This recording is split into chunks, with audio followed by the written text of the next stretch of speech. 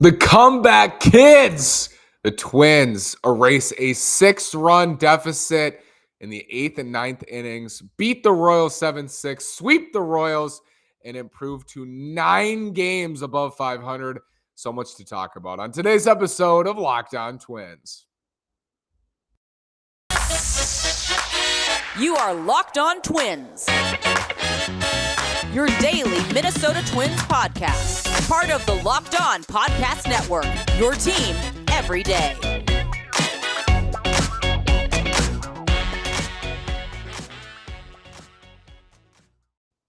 And welcome to the Locked On Minnesota Twins podcast. Today is Sunday, May 22nd, and I'm your gracious host, Nash Walker. Today's episode is brought to you by Bet Online.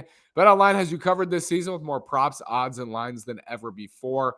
Bet Online is where the game starts. Again, this is Nash Walker. Been writing at Twins Daily for over 2 years. Been hosting this podcast for over 2 years. This is season 4 at Twins Daily. This is season 3 as host of the podcast. And maybe the best comeback Twins win I've seen since I've been doing these. It was amazing today. The Twins trailed 6-0 in the 8th with a lineup that looked like a lineup that might score 0 runs today. Carlos Correa, Byron Buxton did not start in this game. Gio Urshela was not in the lineup. It was a Sunday lineup in a series the Twins had already won, and they struggled to score with runners in scoring position, to score, period, against Brady Singer all day long. Bailey Ober was really solid in his return from the injured list, gave up 1 run over 5 innings. Yennier Cano was not good. He gave up 5, and it just wasn't their day. I'm banking the loss. So I'm writing the game recap in the postcast, which you can check out on Locked On Sports Minnesota with Brandon and I after every game. Writing the recap, I go into the spreadsheet. We're going to talk about the spreadsheet today, and I count it as a loss already. I mean, shame on me. Twins down 6-0 in the 8th. I counted it as a loss. They score 5 in the 8th. They load the bases with 2 outs. Luis Arraez to the dish. Base hit takes the lead, and he got hosed on some poor strike calls.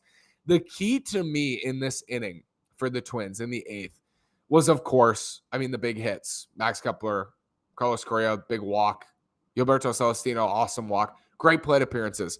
Nick Gordon's hit was the difference for me in this inning, because what it allowed the lineup to do was roll over for the 9th, and it forced Josh Stallman into the game. It was one thing that led to another.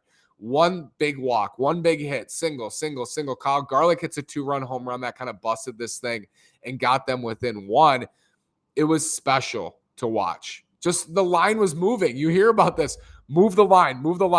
They were literally moving the line over and over and over today in the 8th and 9th innings. They get Stallman into the game in the 8th. He comes back in the 9th, can be wild at times. And I've said it many, many times. In a big spot for this Twins team, if they have a big run scoring opportunity, or they need to get a runner on base, or they need a hit, they need something, I want Jorge Polanco at the plate. And there are a lot of options here. Byron Buxton, Carlos Correa, Luis Arraez. But why did I feel so comfortable? I felt comfortable with Arraez coming to the dish with bases loaded and 2 outs. But why did I feel so comfortable with Jorge Polanco leading things off in the 9th? Because I knew he was going to give them a good plate appearance. And what does he do? He walks and he gets on, ends up scoring the game-tying run on a sac fly from Gary Sanchez. Max Kepler, double into the corner. Kepler's been that dude this year. Guys are stepping up. The Twins are 9 games above 500. It's still May. But, this is as good of a start as you could have hoped for, especially after the 4-8 start after 12 games. For them to be sitting here at 25-16 after that start is pretty outstanding. And it's incredible they were able to come back and win that game today and sweep the Royals. And it matters because this 15-game stretch, we're shooting for 10-5. In this 15-game stretch. The Twins are 3-0 so far. So need to go 7-5 in their last 12. In this Royals and Tigers stretch, they're going to go Royals for 3 at home. Tigers for 3 at home, Royals for 4 at home, Tigers for 5 on the road. Win 7 of those 12, and you went 10-5 in your lightest stretch of the year, and your record is rosy. You're looking really, really good. 32-21 at that point. So, this is a resilient group. It's a resilient group. It's a group that when they have bad games, when they have bad innings, they come back, and they have a bad series against Houston. What do? They win 2 out of 3 from Cleveland. They win 2 out of 3 from Oakland. They sweep the Royals and go 7-2 in their next 9 after getting swept by the Astros. They bounce back. They started 4-8. What do? They win 14 of their next 17 games. And I know this schedule is light, and it's not like we can pull so much from this because they aren't playing good teams. And when they have played good teams, the Dodgers, the Astros, they've gotten their butts kicked. So jury's out on whether they can hang with good teams and whether they can be viewed as a true, playoff threat to the best teams in the American League. That's the jury's out on that. But what we know right now is that they're taking care of business against bad teams. And that is a requirement for a playoff team, for a division winning team. Before you do anything else, before you beat the Astros, beat the Yankees, go to the World Series, the first thing you have to do ultimately, even if your schedule is tough at the beginning of the year, it comes down to, how many teams are you better than, and are you beating those teams? And I think the Twins have established that they are much better than the Royals. They are much better than the Tigers. They are obviously much better than the Orioles. They split with the Orioles at Camden Yards. They are establishing themselves as better than a lot of these clubs, and you just keep building that, and wins build, and all of a sudden you're 9 games above 500 and you're finding ways to win games. The difference, I will say, before we get to the spreadsheet, between this year and last year, I felt on any given night, how are the Twins going to lose this game? Now I feel on any given night, how are the Twins going to win this game? And I felt that again today without Correa, without Buxton. How are they going to win? They found a way. It was special. We'll get to the spreadsheet after these words from Bet Online. Our partners at Bet Online continue to be the number one source for all your betting needs and sports info. Find all of the latest odds, news, and sports developments, including this year's basketball playoffs, Major League Baseball scores, fights, and even next season's NFL futures.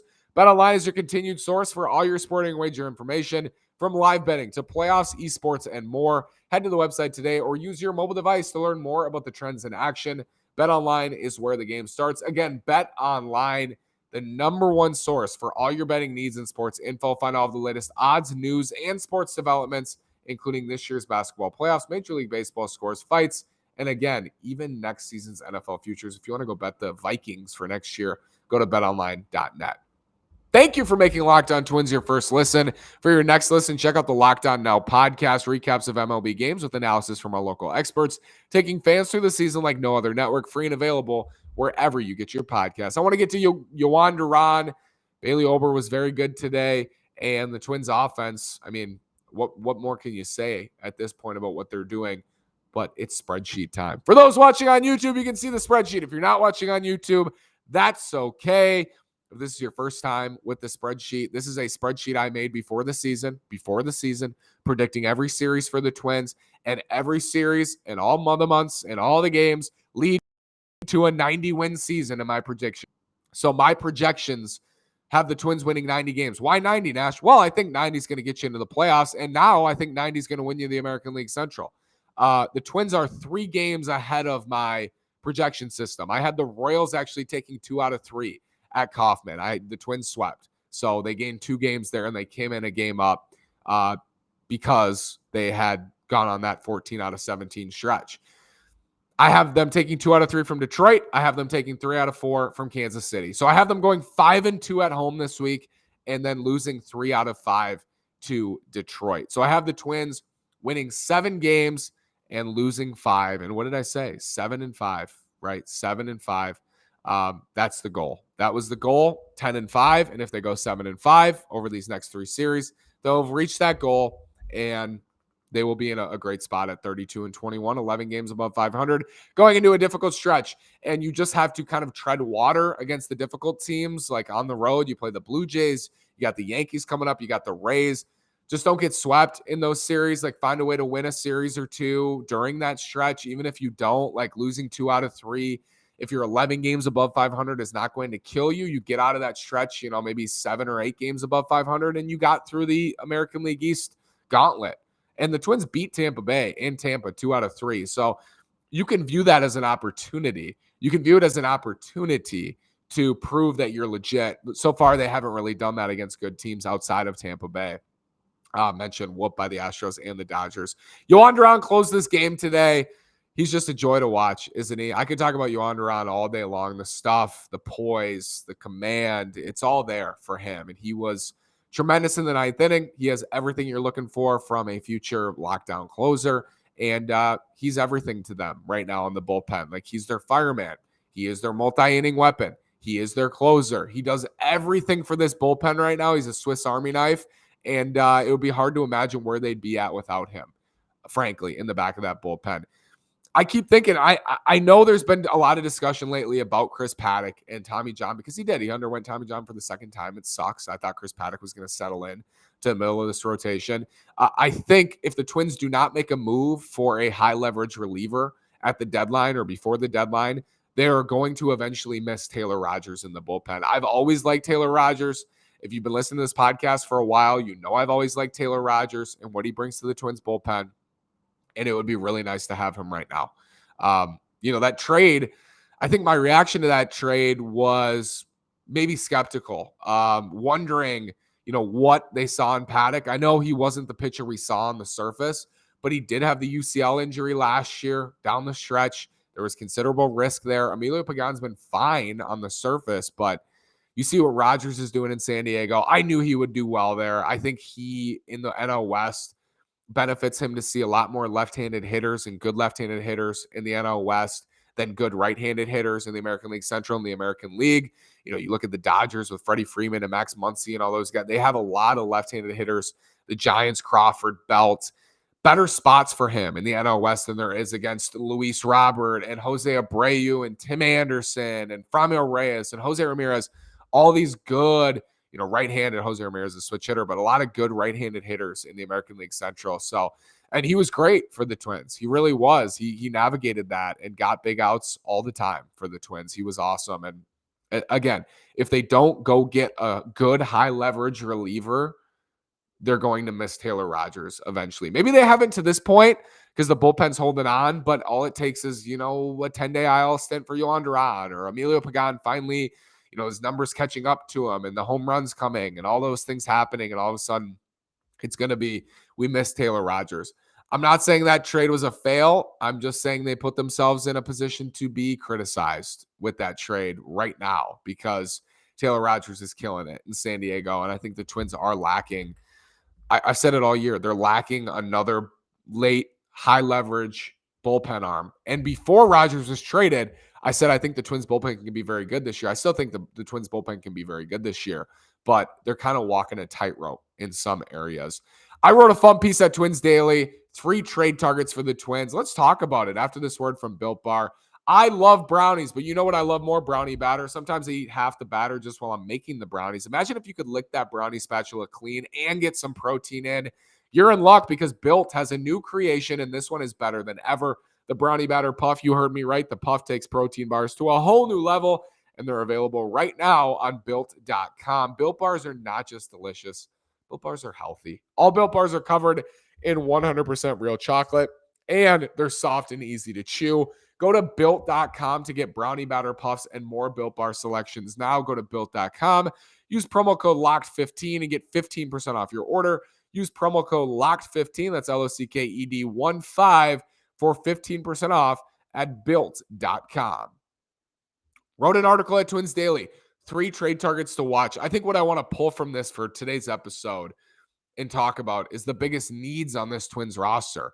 And they're 25-16. They're playing very good baseball all around, defensively, offensively, starting pitching, bullpen's getting it done. Everybody's getting it done in a weak part of their schedule.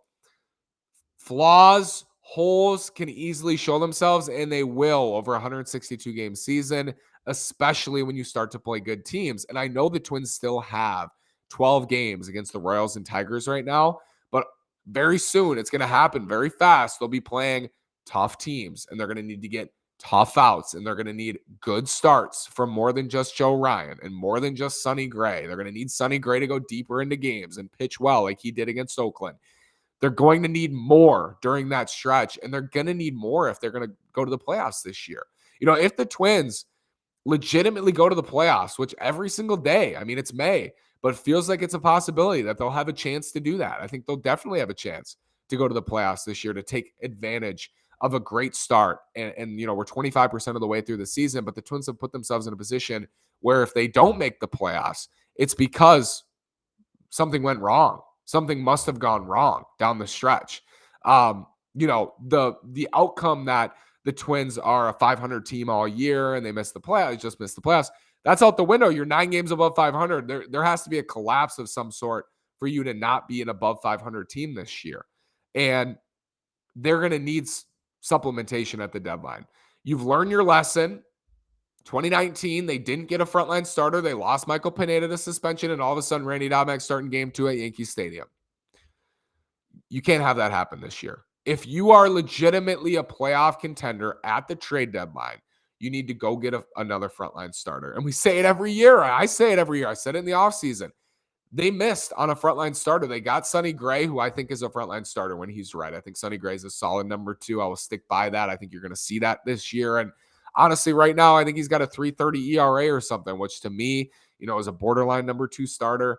Joe Ryan looks like a number 1, but we'll see. I mean, I think Joe Ryan long-term is more of a number 2, number 3, which is great. I mean, that's an amazing trade for the Twins right now. They need a frontline starter, whether that's Frankie Montas, Nathan Eovaldi, who I wrote about from Boston, who pitched extremely well last year in the wildcard game for the Red Sox against the Yankees at Fenway.